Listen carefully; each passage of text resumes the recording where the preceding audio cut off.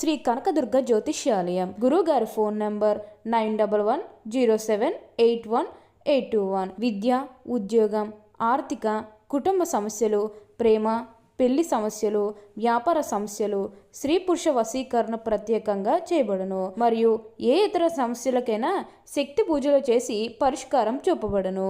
యంత్రాలు ఇవ్వబడును. లంకె బిందులు, గుప్త నిధులు గురించి కూడా చూడబడును. మీరు ఎక్కడెక్కడో జ్యోతిష్యం చెప్పించుకుని నిరాశ చెందుతూ ఉన్నారా? అయితే ఒకసారి గురువుగారిని కలవండి. గురువుగారి ఫోన్ నంబర్ 9110781821. ఓం శ్రీ మాత్రే నమః. బ్రహ్మంగారి కాలజ్ఞానం ప్రకారం కన్యారాశి వారి జీవితంలో జూలై నెల 26, 27, 28 తేదీల్లో మీకు కాలం కలిసి వస్తుంది. మీరు మట్టిని పట్టుకున్న బంగారం వలె మారిపోతుంది. జరగబోయేది ఇదే. అసలు కన్యారాశి వారి జీవితం ఏ విధంగా ఉండబోతోంది? జూలై నెల 26, 27, 28 తేదీల్లో మీ జీవితంలో కలగబోయే మార్పులు ఏమిటి? మీకు ఏ విధమైన అదృష్టం కలగబోతోంది? అన్ని విషయాల గురించి కూడా ఇప్పుడైతే మనం క్లియర్గా ఈ వీడియో ద్వారా తెలుసుకుందామండి.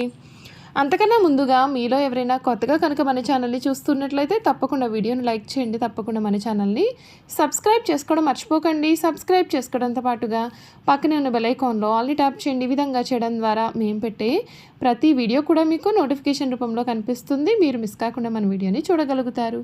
ఇక వీడియోలోకి వెళ్ళిపోయి కన్యారాశి వారి గురించి పూర్తి విషయాలు క్లియర్గా తెలుసుకుందాం. ఉత్తర పాల్గొని 2, 3, 4 పాదాలు, హస్త 1, 2, 3, 4 పాదాలు, చిత్త 1, 2 పాదాలు ఎవరైతే జన్మించారో వారు కన్యా రాశికి చెందుతారు. ఈ రాశి వారికి అధిపతి బుధుడు. ఈ రాశిని స్త్రీ రాశి అని, శుభరాశి అని, ద్విస్వభావ రాశి అని జ్యోతిష శాస్త్రం చెబుతోంది.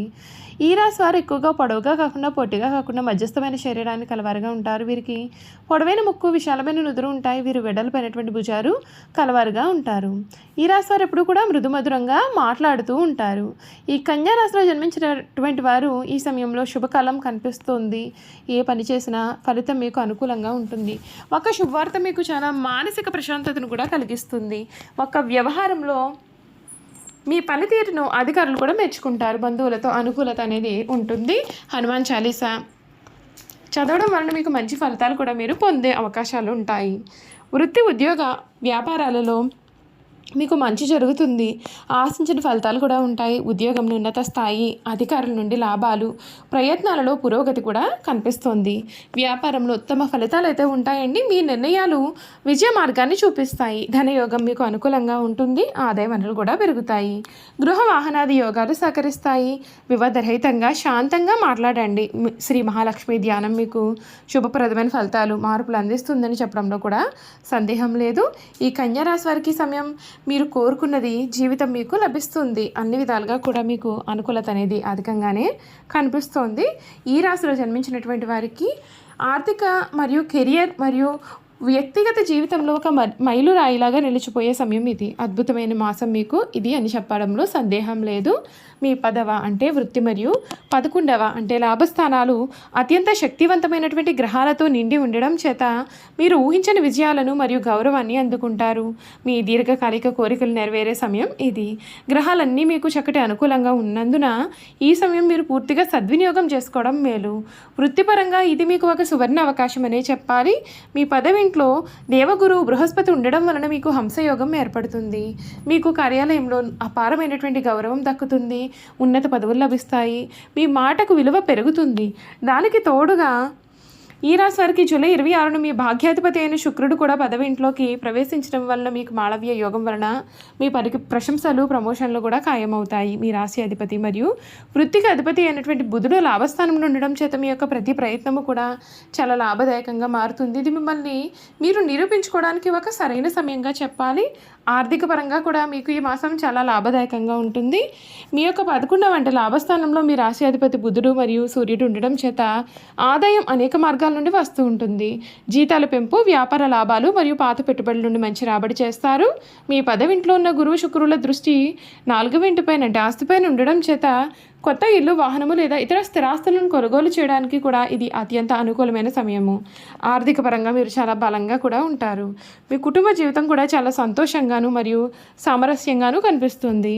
మీ 7వ ఇంటి అధిపతి గురువు వృత్తి స్థానంలో బలంగా ఉండడం చేత మీ యొక్క జీవిత భాగస్వామి నుండి మీకు పూర్తి మద్దతు ఉంటుంది.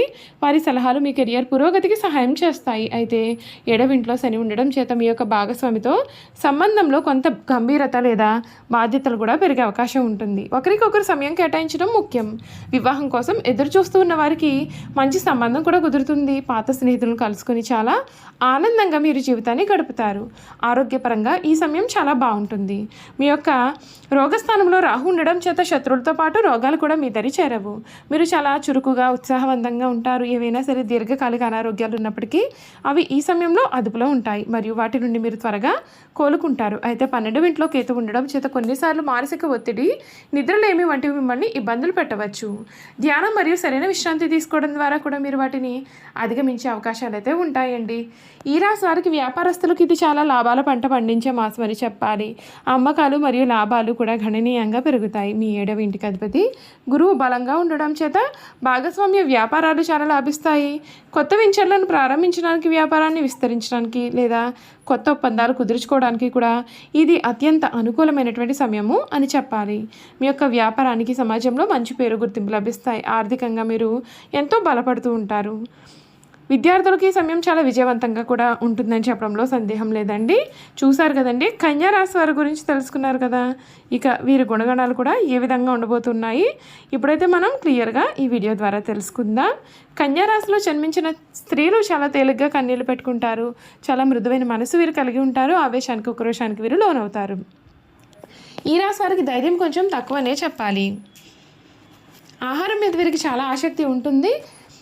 తమ ఇష్టాయిష్టాలకు ప్రాధాన్యత ఇస్తూ ఉంటారు. వీరు కుటుంబ అవసరాలకు పెద్దపీట వేస్తారు. ఎక్కువ భౌతిక విషయాల మీద దృష్టి పెడతారు. పని ప్రారంభించే ముందుగా వీరు 10 సార్లు ఆలోచిస్తారు. పని చేస్తే ఎటువంటి ఫలితం ఉంటుంది అని వీరు బేరీజు వేస్తారు.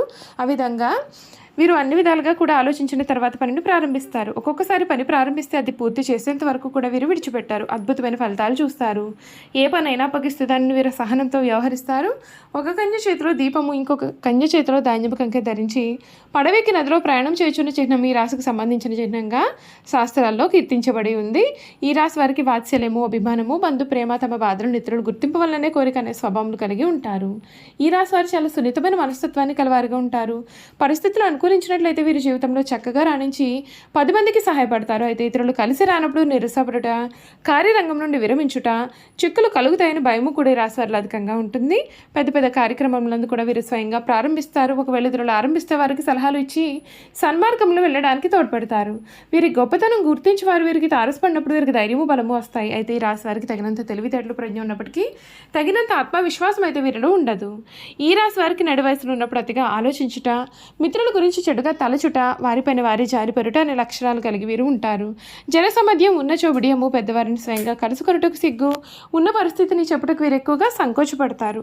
బంధుమిత్రాదులకు భయపడి వారి యొక్క బాధ్యతలను ఎత్తుకొని చిరకాలము బాధపడతారు.